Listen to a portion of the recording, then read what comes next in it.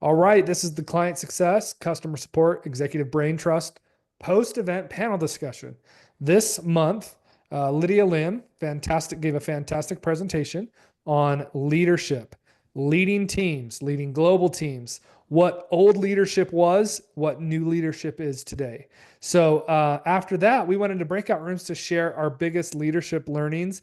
And then we had a mural board where everyone posted their biggest learnings and got to upvote some of the most important leadership principles to keep in mind.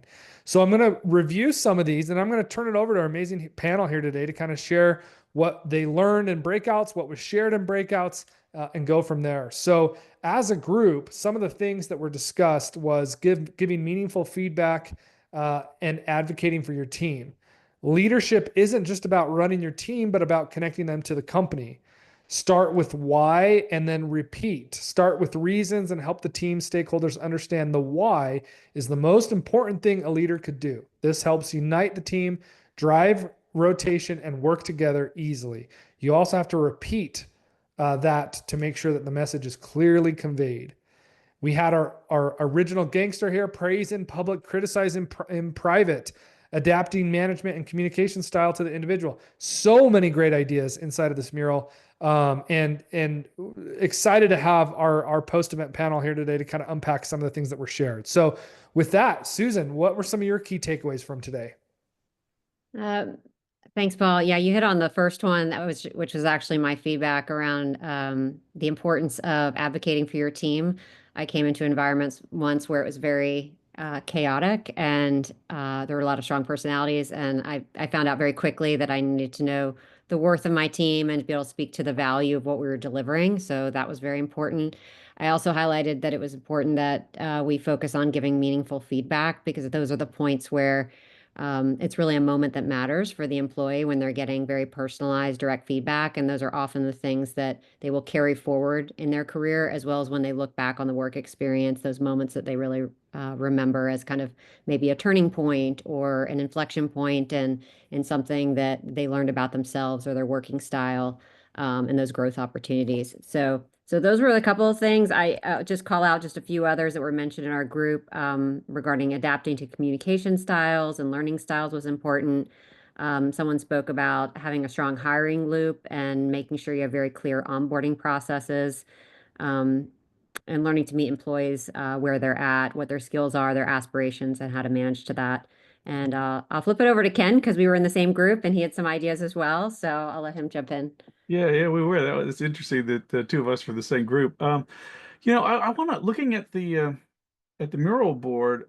There's quite a number of tags on there that didn't get goaded, but I think that they're kind of saying the same category of things, a good half a dozen that are talking about employees and coworkers as people and as individuals, and the need to relate to them as human beings and not as cogs in the machine. Different people have different communication styles, different engagement styles, different learning styles, different working styles, and we need to well, obviously to embrace that, but to also to open up in a way that makes things seem more human. And I mean, I hate to say less corporate, but maybe that is actually kind of what I'm getting at.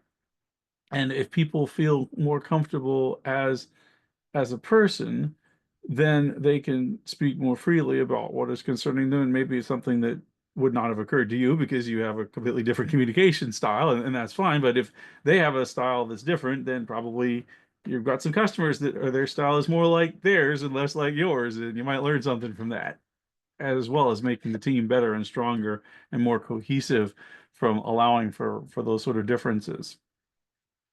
And I mean, that wasn't, I mean, that's kind of what I was getting at with my point from a different angle, but I see so many of people that are saying that's, I mean, that I'd throw in that same category there. And I think that's something that's very important. And even more so in in the culture and the business culture that we're now into and the various generations, I think that will become more so. We talk about the importance of individual contributors. Well, if the individual contributor is not happy as an individual, then their contributing will naturally suffer. And that's true as a leader too. If you don't know your people and what matters to them, it's not going to be as effective as it should be. Great perspective, Ken. It actually reminds me of one of our most popular discussions from last year, which was around neurodivergence. And we had an incredible conversation.